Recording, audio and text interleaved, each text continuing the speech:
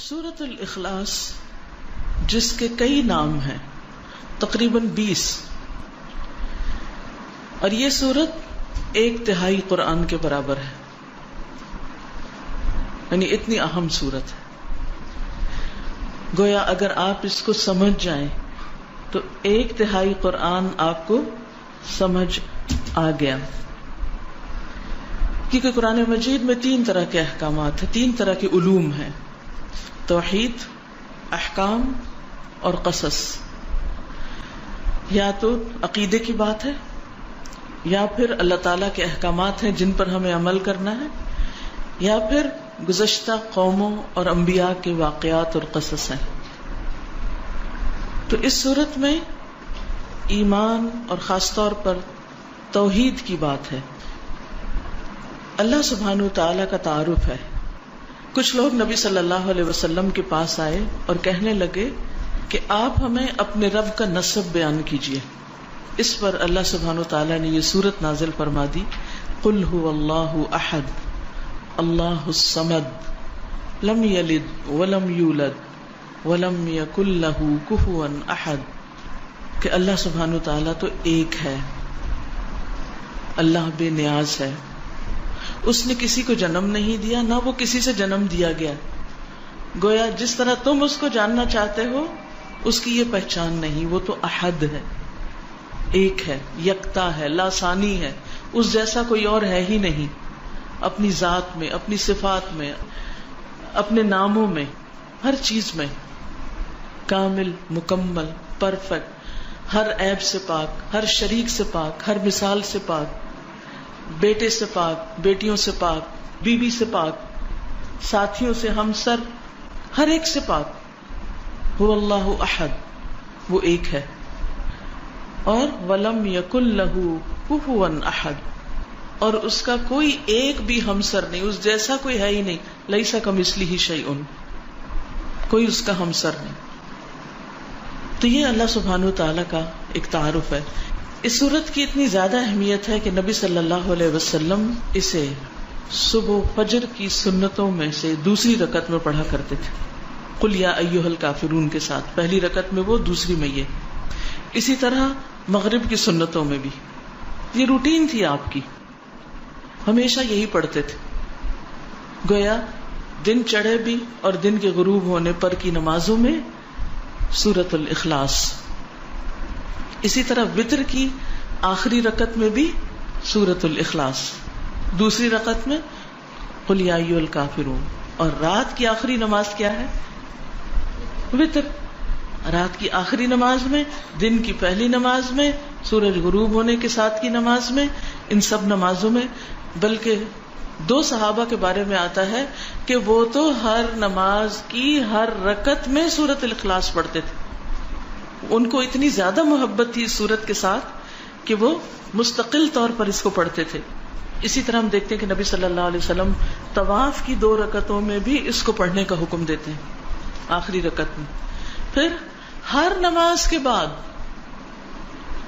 یعنی یہ تو تھا نمازوں کے اندر، پھر ہر نماز کے بعد اس کو پڑھنے کی تاکید ہے۔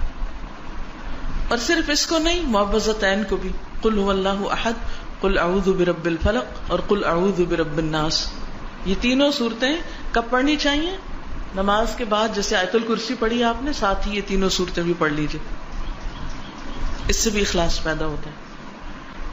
اس کی فضیلت یہ، اس کے بارے میں یہ بھی آتا ہے کہ یہ انسان کی بیماریوں کو دور کرنے والی ہے۔ اب بیماریوں کو کیسے دور کرنے والی؟ سب سے بڑی بیماری اور علت کیا ہے؟ شرک۔ سارے غم ہی شرک کی وجہ سے آتے ہیں، ساری مصیبتیں شرک کی وجہ سے آتی ہیں، اللہ سبحانہ وتعالیٰ کی ناراضگی شرک کی وجہ سے آتی، چاہے شرک اکبر ہو چاہے شرک اصغر ہو۔ شرک اکبر تو بتوں کو پوجنا، اور شرک اصغر کیا؟ ریاکاری کرنا، دکھاوے کے کام کرنا، اپنے نیک کاموں پہ فخر کرنا، لوگوں کو بتانا کہ میں کیسا کیسا نیک ہوں۔ تو اس کا علاج کیا ہے کہ انسان قل هو اللہ احد پڑھے۔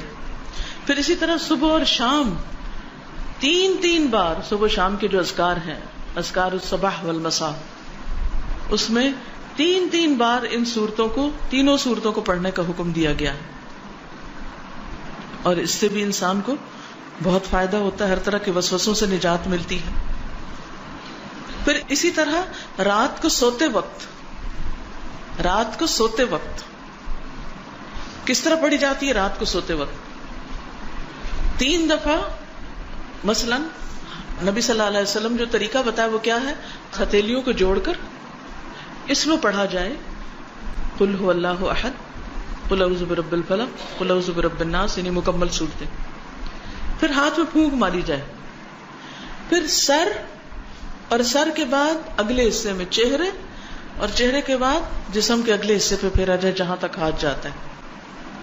ٹھیک ہے، بازو وغیرہ سب کچھ جہاں جہاں آپ کا ہاتھ جاتا. پھر دوسری بار اسی طرح ہاتھ جوڑ کے قل هو اللہ احد، قل اعوذ برب الفلق، قل اعوذ برب الناس، سر، چہرہ، اگلا حصہ، اور پھر پچھلا جہاں تک ہاتھ پہ. پھر تیسری بار اسی طرح 3 بار آپ نے اپنے آپ کو روزانہ رات کو سوتے وقت دم کرنا ہے. اب ذرا آپ گنیں کتنی بار ہو گئی یہ صورت؟ 5 نمازوں کے بعد، وتر میں، 2 سنتوں میں، صبح شام کے اذکار میں 3 بار، اور پھر رات کو 3 بار. ہم اس سورت کو سورت الفاتحہ سے بھی زیادہ بار پڑھتے ہیں دن میں. اور اگر کوئی بیمار ہو جائے، خصوصاً کسی کو جن پڑ جائے یا کوئی روحانی بیماری ہو جائے، کوئی جادو ہو، کچھ ہو، تو اس کے لیے جو رقیہ کیا جاتا ہے اس میں بھی ان صورتوں کو پڑھنا لازم ہے، اس میں بھی پڑھیے. اسی طرح کوئی بچہ بیمار ہو جاتا ہے، آپ خود بیمار ہیں، تو آپ دن کے وقت بھی اپنے ہاتھوں پہ پڑھ کے اپنے سارے جسم پہ پھیریے.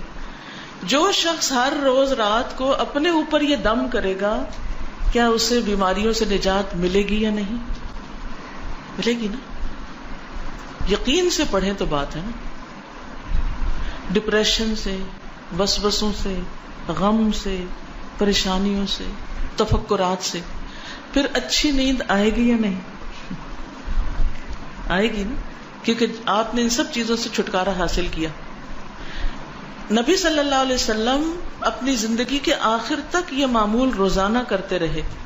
آخر میں جب آپ بہت بیمار اور لاغر ہو گئے تو حضرت عائشہ نے آپ ہی کے ہاتھوں پہ پڑھ کے آپ کے ہاتھوں کو اس طرح جسم پر جہاں تک وہ جاتے تھے پھیرا، ان کی برکت کی وجہ سے.